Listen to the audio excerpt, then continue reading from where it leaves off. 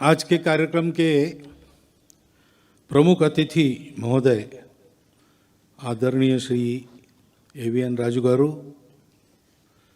माननीय क्षेत्र संघचालक जी, माननीय प्रांत संघचालक जी, प्रांत सह संघचालक जी एवं भीमावरम और राजमंड्री दोनों विभागों के माननीय विभाग संघचालक जी,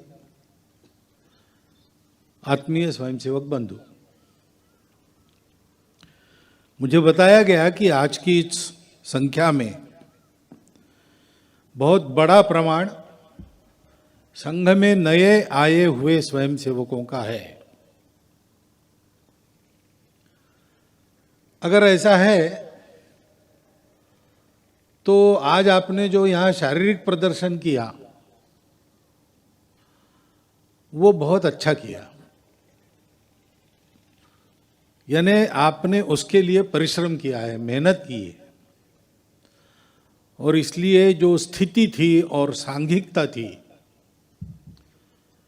वो वास्तव में नए आए हुए स्वयंसेवकों के द्वारा किया गया उत्कृष्ट प्रदर्शन ऐसा है।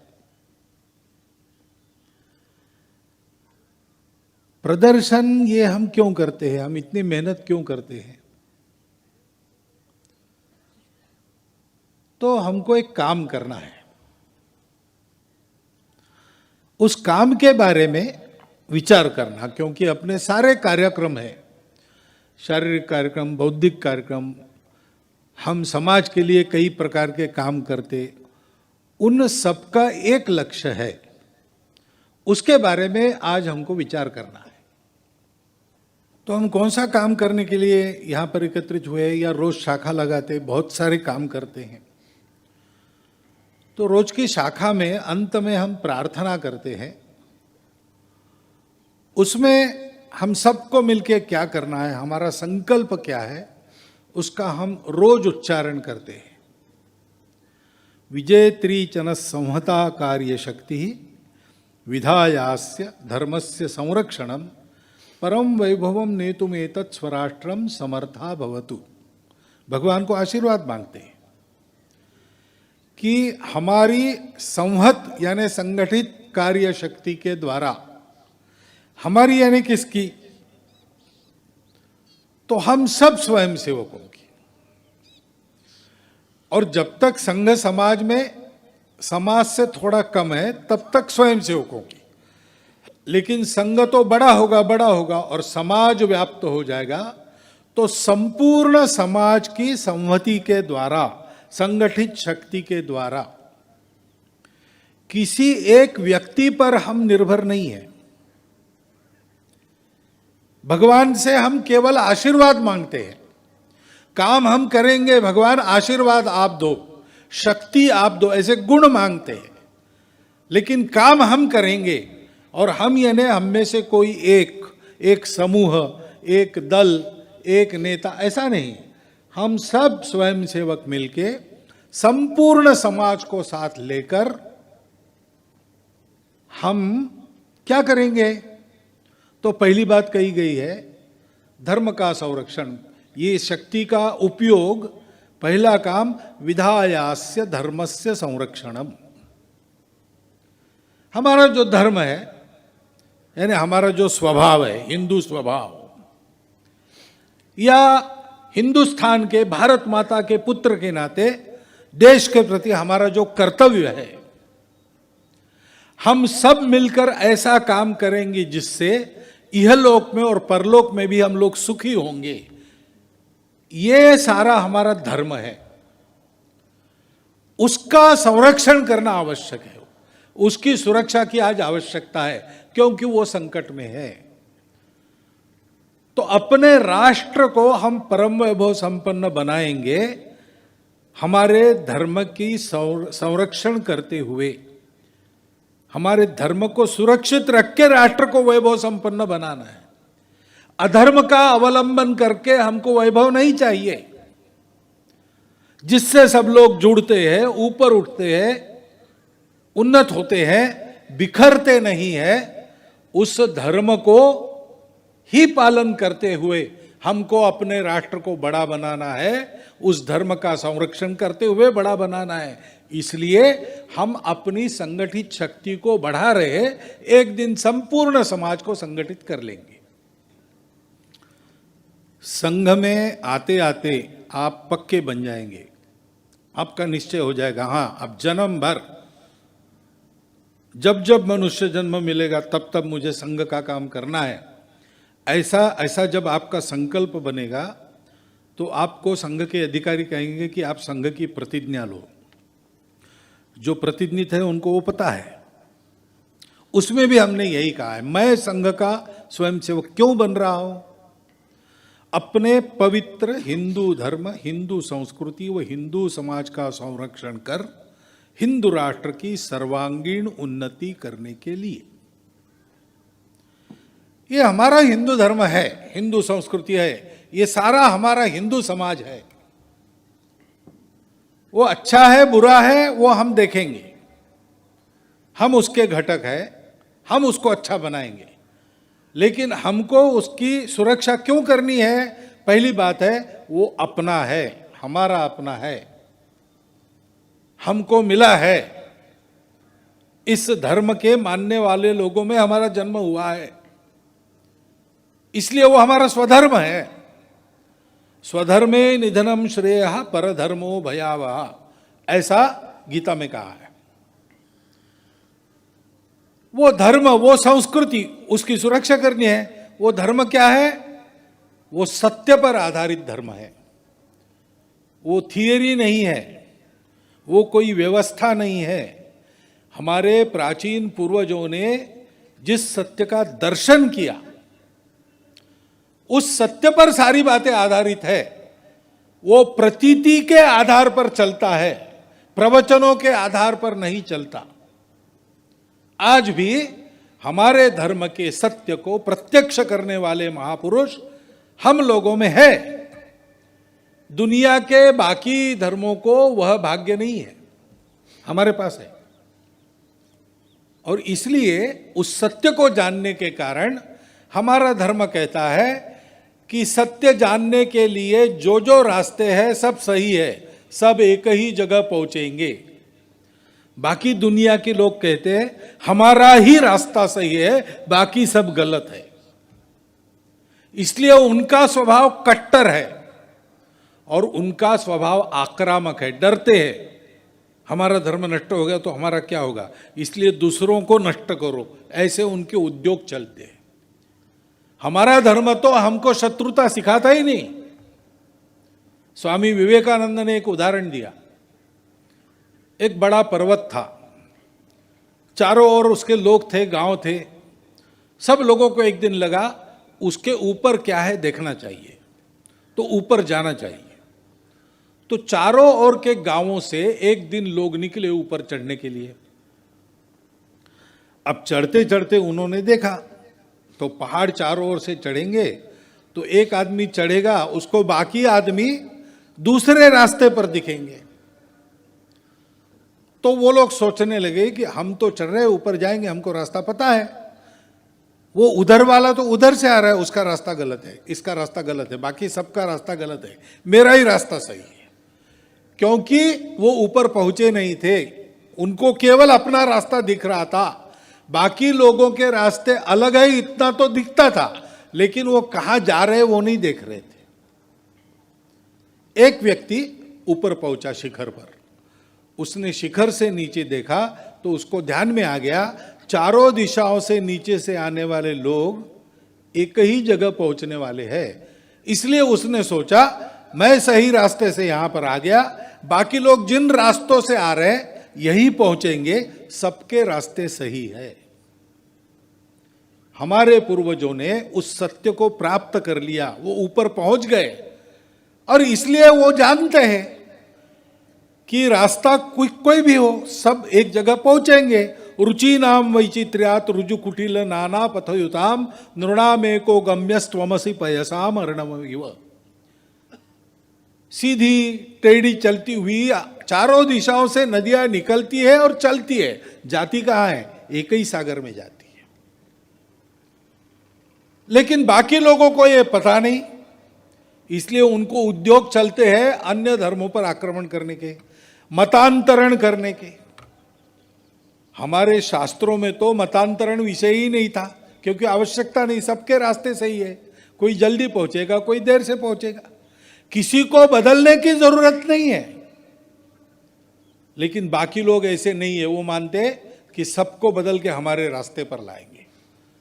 तो बाय हुक और क्रूक, जोर जबरदस्ती, लालच, मजबूरी का फायदा उठाना, सब उपयोग करके वो बदलने का प्रयास करते।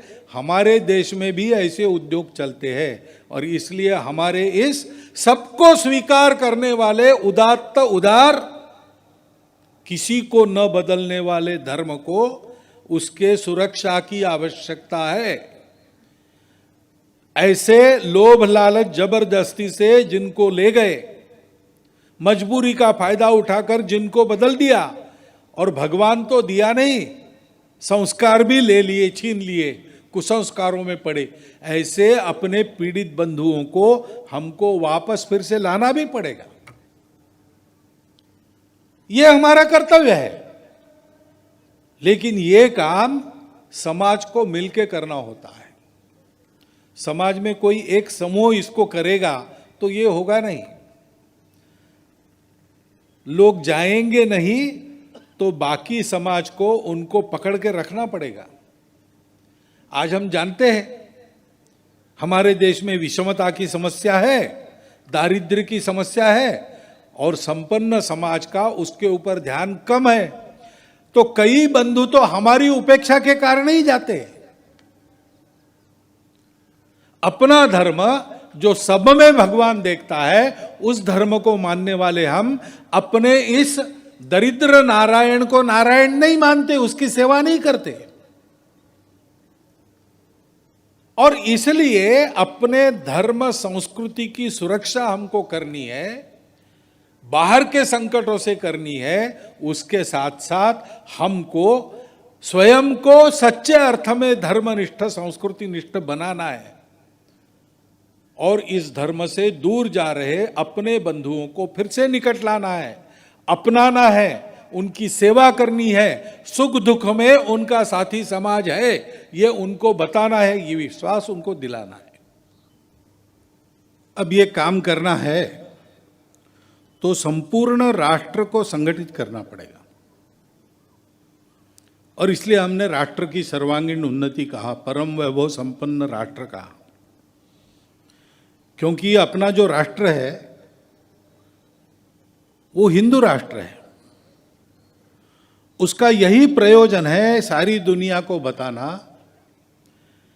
कि भाषा, पंथ, ये सब विविध होने के बाद भी सारी मानवता एक होकर रह सकती है। सृष्टि के अंग के नाते, सृष्टि के पुत्र के नाते अपना विकास करते हुए सृष्टि को सुरक्षित रखकर सृष्टि का भी विकास कर सकती है। धर्म यही है जो सबको साथ चलाता है, सबकी एक साथ उन्नति करती है। यही धर्म विश्व को देना आज की आवश्यकता है, और इस आवश्यकता को पूरा करने का ईश्वरीय उत्तरदायित्व, ईश्वर ने दिया हुआ उत्तरदायित्व भारत का है। और इसलिए अपने हिंदू धर्म के 4 जो शाश्वत मूल्य है, सत्य, करुणा, शुचिता यानी पवित्रता, और तपस्या, परिश्रम, इसके आधार पर चलने वाली हिंदू संस्कृति को लेकर हमको एक होना है। वही हमको जोड़ती है। हमारे देश में भी भाषा, भूषा अलग अलग है। अभी गीत में आपने सुना, वो सब अलग अलग होने के बाद भी हम सबका भाव एक है, इसलिए हम सबका स्वभाव एक है। संस्कृति हमारे सबके सामाजिक स्वभाव को कहते हैं। वो हमारा स्वभाव क्या है? सत्य का है, यानी क्या है? सब में भगवान है, सब एक ही से निकले हैं, और इसलिए विविधता का स्वीकार करो, उसको लेकर झगड़ा मत करो। और सब में एक ही है तो सब अपने हैं, कोई पराया नहीं। हमको अपने स्वार्थ के लिए जीवन नहीं जीना है, उपभोग के लिए जीवन नहीं जीना है, अपनों के लिए जीवन जीना है, मानव हित के लिए, समाज हित के लिए, राष्ट्र हित के लिए, हिंदू हित के लिए अपने स्वार्थ का त्याग करना है। आवश्यकता है तो प्राण भी देने हैं। यही धर्म है। उस धर्म का आचरण हमको संस्कृति सिखाती है। वो संस्कृति हम सबको जोड़ती है। हमारी अलग अलग भाषाएं हैं, देवी देवता सब अलग अलग है, हमारे प्रांत अलग है, खान पान रीति रिवाज सब अलग है। हमको देख के भी कोई कह नहीं सकता ये एक ही प्रकार के लोग हैं। इतने रूप है हमारे, रंग भी है। परंतु आप देखिए भारत में किसी भी प्रांत में, किसी भी भाषा के बोलने वाले, किसी भी पूजा करने वाले लोगों के पास जाओ, बाजार में अगर आपने 5 किलो 10 किलो चावल खरीदा, 1 किलो चावल खरीदा या 100 आम खरीदे, तो भारतवर्ष में कहीं भी, और आज का खंडित भारत नहीं, अखंड भारत जो था उसकी बाउंड्री में जितने लोग हैं उनमें ये कॉमन है कि जब ऐसा हम खरीदी करते हैं तब तोल के जितना मांगा उतना देते, जितना पैसा दिया उतना देते। 1 किलो चावल का पैसा दिया, 1 किलो चावल मिलेगा। लेकिन 1 किलो चावल तोल कर देने के बाद मुट्ठी भर उसमें और डालेगा। ये केवल अखंड भारत में चलता है, दुनिया में और कहीं नहीं चलता। 100 आम अगर आपने खरीदे तो ऊपर से 5 मिलते हैं। क्यों? क्योंकि सबका स्वभाव एक है भारत में कि हमने अगर पैसा लिया है तो पूरा काम करना, पूरा का पूरा देना, गलती से भी कम न जाए, इसलिए ऊपर से डालते। भारत की हर भाषा में उसके लिए शब्द है। तेलुगु में क्या कहते? कोसरू। मराठी में कहते पस्तूरी, हिंदी में कहते पासंग। वो एक प्रकार सारे अखंड भारत में सर, ये किसने सिखाया? ये हमारी संस्कृति ने सिखाया। वो संस्कृति हम सबका स्वभाव एक बनाती है, हम सबका आचरण एक बनाती है, उसमें भेदभाव को जगह नहीं है। धर्म संस्कृति के नाम कर भेदभाव करना बिल्कुल गलत बात है, क्योंकि हमारे शास्त्रों में वो नहीं है। ऐसा धर्माचार्यों ने 1972 में उडुपी में बता दिया है। सब समान है, सब एक है, सब एक दूसरे के हैं, सब भारत माता के पुत्र हैं। ऐसा हमको जोड़ने वाला क्या है? वो हमारी संस्कृति है, सनातन संस्कृति है, प्राचीन संस्कृति है, भारत की संस्कृति है, इसलिए भारतीय संस्कृति है। उसी को लोग हिंदू संस्कृति कहते हैं। वो हिंदू संस्कृति हम सबको जोड़ती है। वो भारत माता, उसकी भक्ति हम सबको जोड़ती है। इस भारत माता की भक्ति करते हुए इस संस्कृति का प्रचार प्रसार, संवर्धन और संरक्षण करने के लिए जिन हमारे पूर्वजों ने पसीना बहाया, त्याग किया, बलिदान दिया, प्राणार्पण किया, उन पूर्वजों की कीर्ति का गौरव हमारे सबके मन में है। अभी आजादी के 75 वर्ष चल रहे हैं, सारे भारत के वीरों के नाम है उसमें। अल्लूरी सीताराम राजू जी का भी नाम आ गया है। वो रहने वाले आंध्र के हैं, पूरे भारत में उनका नाम जाएगा, क्योंकि भारत माता सबकी एक है। और भारत माता के लिए त्याग बलिदान करने वाले सब पूर्वज हमारे आदर्श है। हम उनके वंशज हैं। आज हमारी भाषा क्या है, आज हमारी पूजा क्या है, आज हम कहाँ रहते हैं, इसका कोई मतलब नहीं। हम भारत के पुत्र हैं, भारतीय पूर्वजों के वंशज हैं, हिंदू संस्कृति को मानकर चलने वाले लोग हैं। इसलिए हमारा हिंदू राष्ट्र है।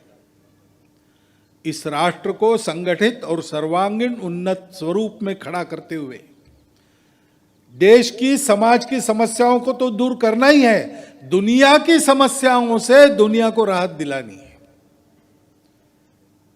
अब ये काम करना है तो ये काम करने वालों को पहले ऐसा बनना पड़ेगा। यानी ये समाज, हिंदू समाज को सिखाने के पहले आपको, हमको ऐसा बनना पड़ेगा, तभी काम होगा। इस कार्य के लिए स्वयं को तैयार करने का काम ही राष्ट्रीय स्वयंसेवक संघ है। फिर से प्रार्थना की 4 जो पंक्तियां है, विजेत्री चन संहता कार्यशक्ति विधायास्य धर्मस्य संरक्षणम परम वैभवम नेतुमेतत् स्वराष्ट्रम समर्था भवतु। ये पहला काम है। हमको सीखना है, हमको समर्थ बनना है, हमको उचित शक्ति चाहिए शरीर मन बुद्धि की, हमको आवश्यक सारी दुनिया जिसके सामने नम्र हो ऐसा शील चाहिए। हमको इस काम को करने के लिए कई प्रकार की बाधाएं आएंगी, उसमें से रास्ता निकाल के अपने काम को आगे बढ़ाना, इसका ज्ञान चाहिए। और सब प्रकार की परिस्थितियों में पूरा होते तक हम इसमें लगे रहेंगे, कभी कदम वापस नहीं लेंगे, ऐसा वीरव्रत चाहिए। और जब तक पूरा होता नहीं तब तक उत्तरोत्तर पूरा उसको करने की इच्छा मन में जागृत रहनी चाहिए, ध्येय निष्ठा चाहिए।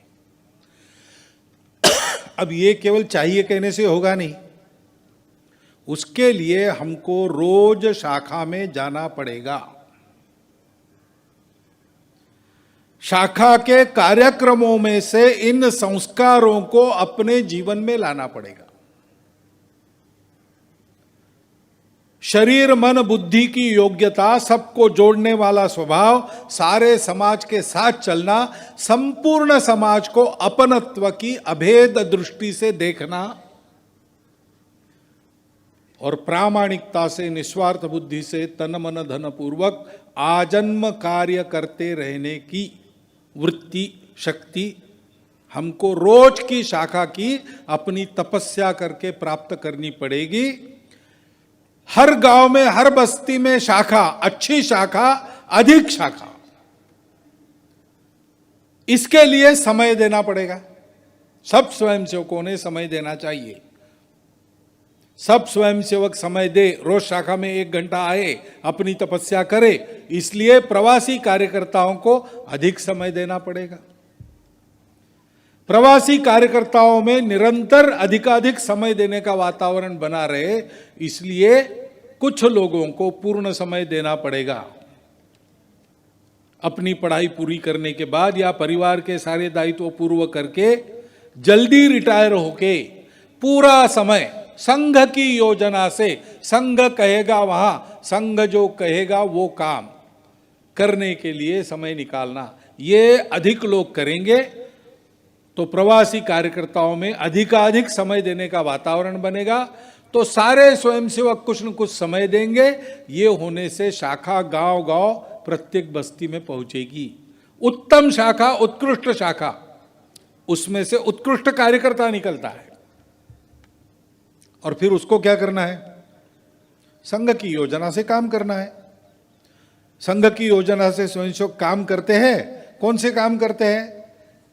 एक गीत में कहा है, संगठन गढ़े चलो, सुपंथ पर बढ़े चलो, हो भला समाज का वो काम सब किए चलो। संगठन गढ़ना है, संपूर्ण समाज को जोड़ना है, अपने आत्मीय संपर्क से बांधना है, नेटवर्क करना है। समाज के सुख दुखों पर सबका ध्यान रहे, इसकी चिंता करनी है। और जो हम बोलते हैं, जो हम समाज को बताते हैं, वो अपने जीवन में चाहिए। सुपंथ पर बढ़ना यानी आचरण करना, अपने व्यक्तिगत जीवन में, अपने कुटुंब के जीवन में, अपनी वृत्ति की आजीविका में और अपने सामाजिक जीवन में। संघ में हम जो बोलते हैं, संघ के द्वारा लोगों को जो बताना चाहते, वो हमने करना है। संघ का विचार हमारे आचरण से लोग देखेंगे, समझेंगे। ऐसा हम सबको होना है। और फिर हो भला समाज का वो काम सब किए चलो।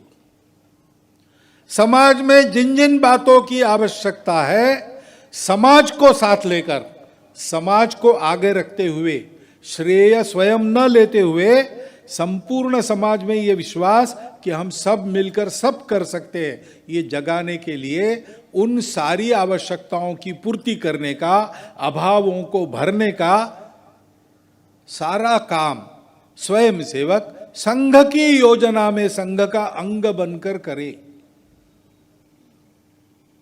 आज ये हम कर सकते हैं। संघ का विशाल स्वरूप अपने सामने है। संघ की अगणित योजना है जिसमें यह सब करने के लिए अवसर बनता है। तो हम स्वयंसेवकों का काम है कि नित्य शाखा की तपस्या से अपने आप को ठीक बनाए, हम सीख ले। उस शाखा को गांव गांव गली गली पहुंचाने के लिए जो भी चलता है उसमें सक्रिय हो। जहां भी हम काम करेंगे हम सारे हिंदू समाज को साथ जोड़ेंगे, हिंदू समाज को भेद की नजर से नहीं, एकता की नजर से देखेंगे, अपनत्व का व्यवहार देंगे। और समाज में जो जो करना आवश्यक है उसके लिए समाज को साथ लेकर हम पहल बनाएंगे, इनिशिएटिव्स खड़े करेंगे।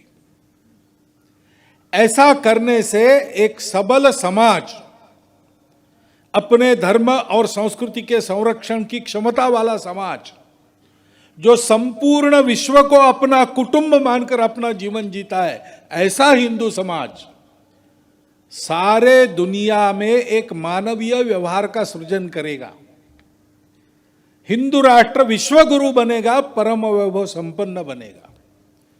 सारी दुनिया में प्रार्थना के अंत में जैसे हम कहते भारत माता की जय, वैसे सारी दुनिया में विश्व के सब लोग भारत माता की जय करने लगेंगे।